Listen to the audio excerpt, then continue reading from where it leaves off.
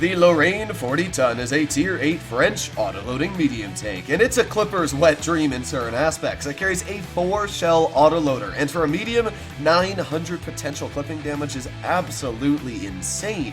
But, obviously, whenever you get such a huge clipping potential, there's a lot of downsides. First of all, it takes a massive chunk of time to clip. 7.5 seconds. Oh, yeah, that's really bad. A vehicle like a Defender Mark 1 only takes 6 seconds to clip. And a vehicle like the Progetto or the Skoda T27, well, the Skoda's sitting at around 3 seconds to clip, and it's only about 200 less damage. So that is a big issue with the Lorraine. How much time it takes you to clip can be detrimental to your tank. And you could be like, well, only shoot 3 shells and then get back in the cover. But if you're only going to shoot 3 shells, then why use a tank the size of the Lorraine when you could just use an AMX 1390, which has a 3-shell clip? It's got better mobility and the same clipping potential at that point. I mean, look at the sheer size difference, and don't even get me started on the camouflage. Now, when it comes to equipment, this might be the only tank that I'm running improved vents on over calibrated shells. Why is that? Well, this tank's already got very nice pen, as you can see. It's got 212 on the standard and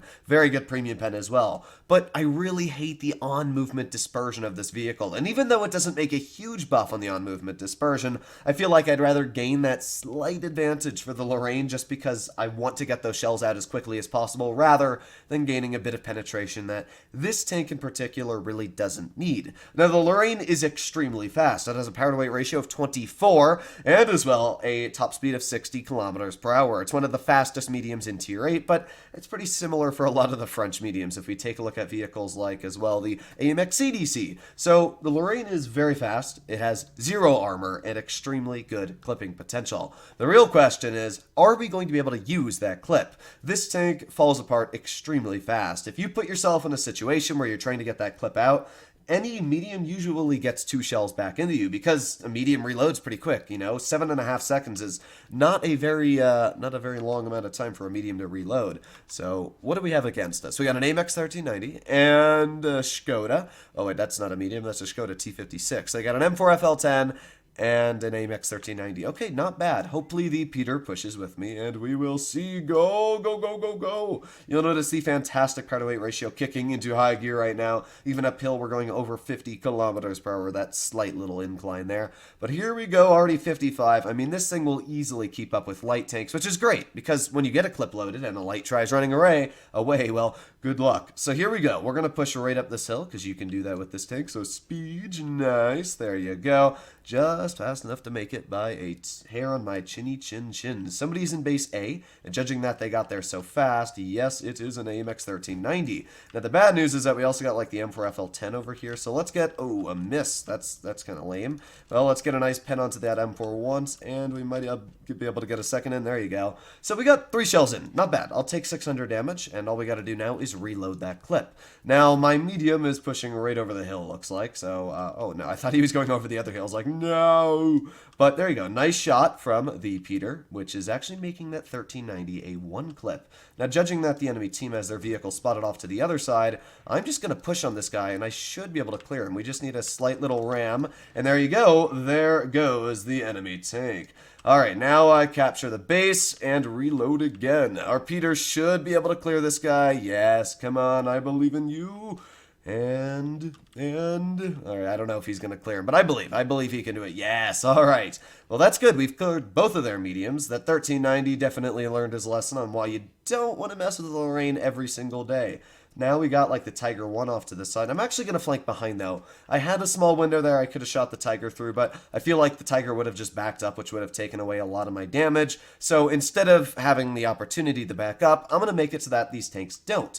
We got the IS-5 off to the side over there, but again, I'm going to keep on flanking. If I can get behind one of these tanks and get a full 900 damage clip, just imagine the amount of damage. Well, it's going to be 900. So there's 1 shell and 2. I was hoping we could get that second shell out, but it looks like just not able to. But that's fine. We'll reload our clip, and by the time we get there, I should have my clip loaded anyway. I do want to make sure that vehicles like the Tiger are not expecting me to be here, so yeah, let's be a bit careful. But here we go, clip reloading, and yes, look at that. Nobody on their team is turning around. Alright, well, let's shoot at this IS-5. There's one shell into the dirt. Remember I said the on-movement dispersion is really bad on this tank? Yeah, it really is bad on this tank. Like, it's not going to hit a lot of shells. But there you go. That's 2 shells into the enemy Tiger 1, and now we back in the cover. Hopefully that Tiger's going to go for me, but you never know. He just kind of seems like he's sitting there. But either way, oh, that's going to hurt. That's going to hurt a lot. Back up, back up, back up, back up, back up. Okay, we're fine, we're fine. Reload. He missed 1 shell on me. And that is good for me. So let's see if we can get a shell into the AMX. There's 1 shell. And let's go for 2 shells. Here comes the 3rd one for you, dude. And let's even get that 4th shell out. Kaboom. There you go. Nice 4 shell clip into the AMX. And I'm trying to think of what I want to do right now, because obviously in this situation I am going to be clipped by this AMX. So I'm going to push up, and hopefully I should be able to get in the cover. Okay, sweet. I did get in the cover before the AMX was able to full clip me, so that's the good news. The bad news is that I'm probably going to die from something on the enemy team. Oh, that's a miss. Come on, miss your final shell. Ooh, come on, miss it. No! Oh, yes! I was trying to track him, but that works just as well. I can't believe we actually got a bounce. Now, I would not be surprised if their tank was right here. Oh, no! You gotta be kidding me. Wow, I can't believe he got there undetected. If we had spotted that Skoda, we probably could have killed him, or at least I would have known he was there. But wow, we got so incredibly lucky, or unlucky. Well, that's the Lorraine for you, though, guys. It's great until it's not great. The gun just really doesn't like to work sometimes, so if it does troll you, like on that IS-5 there, you will miss a pretty easy shot. But we did our job this game. It definitely wasn't our fault we lost this battle, as we were able to deal probably around 3,000, 4,000 damage, yeah. So we did a very healthy amount of damage, just unfortunately we had vehicles like our Skoda only dealing 0 damage on our team in the Tiger P. So yeah, you always have bad teams, especially the lower tiers you go, but it's not too bad. In tier 8 I couldn't care all too much, so let's get into one more battle and see how the Lorraine works. But that first game, you clearly saw where that clip just feels so nice. Being able to clip that full AMX and use my mobility to get in the cover was great. Now, I got very lucky that the AMX didn't kill me. That guy obviously wasn't the most skilled, but yeah, I mean, that was a pretty nice clip. We were able to take 1,900 hit points off of him. And then we got 400 into the Tiger, 200 into the IS-5.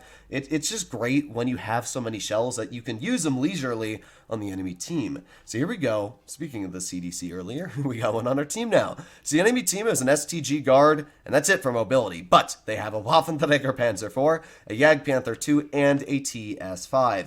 One thing that I've said a lot about Blitz is I really just feel like tank destroyers shouldn't exist in this game. It creates a camping aspect that I feel like just kind of makes the game a little bit less fun. I really can't poke base C, and there's no skill involved, you know? It's not like I can poke C and hopefully shoot their STG. It's more like if I poke C, I possibly lose all my health to a tank destroyer, so I'm going to sit here the entire game and wait for one of them to get spotted. There is actually a huge chunk of tanks being spotted, though. You got the Jagdpanther too. Actually, that's pretty good news, so, alright, let's go for it. This could be terrible, but, well, I gotta go for it, right? I mean, if I run into a camping Waffle or a TS5, I really can't be the blame for that, because they're not there, right? Speed.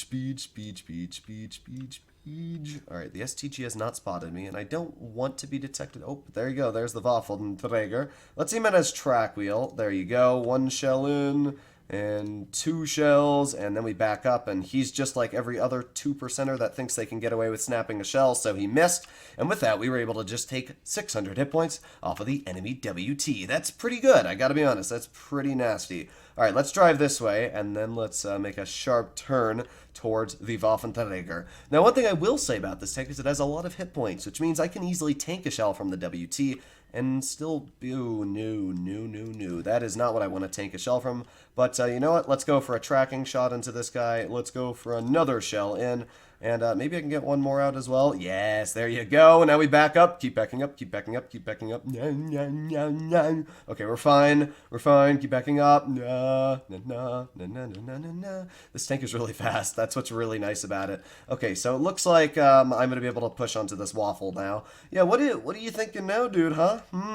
Huh, not so fun now, is it? Not so fun now. Meow. All right, let's keep going. Let's keep going. We just gotta go around him like this, and then Spedeege away. Spedeege, go, go, go, go, go. Oh, that's gonna hurt, isn't it? Yeah, that's a 707 in the loss. But I mean, we took 900 off the waffle. So who's the real winner in this trade? Because me, I am definitely the winner. Now we're just gonna reload our clip here. I mean, this waffle does not want to play with us, but you're going to. You signed up for this. You wanted it, so now you're gonna get it. So let's finish off the enemy TS5. There you go. And now we can finish off the enemy Waffenträger. There you go.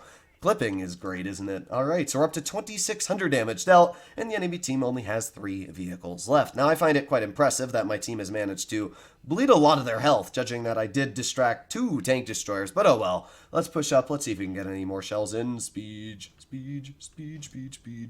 Well, they don't really have any hit points left, so it's not like we're going to do a lot more damage in this battle, but, man, you never know. We got the Emil 2 off to the side there, and the IS-6 off to the other side. So maybe we can get a shell into the Emil while we do a bit of a drive-by. Here we go. Hello, Emil 2. How are you doing, comrade? There you go. And then we can get a shell into the IS-6. Let's load a premium shell just to make sure it connects, and there you go. All right, so 2 pretty solid battles for the Lorraine. We were able to deal around, I would say, 3,000 damage in this game, and the previous battle we did 4,000. So you can see the Lorraine is the king of clippers if you can use it correctly. It does have a fair share of downsides, but it's a great tank. I will say that. I don't love it because of its downsides, but there are people out there that will absolutely love playing in the Lorraine 40 ton and can't live without it. But hopefully you enjoyed today's video, and if you'd like to see more like it, let me know in the comments down below. But other than that, I'll be seeing you in the next one. Bye-bye.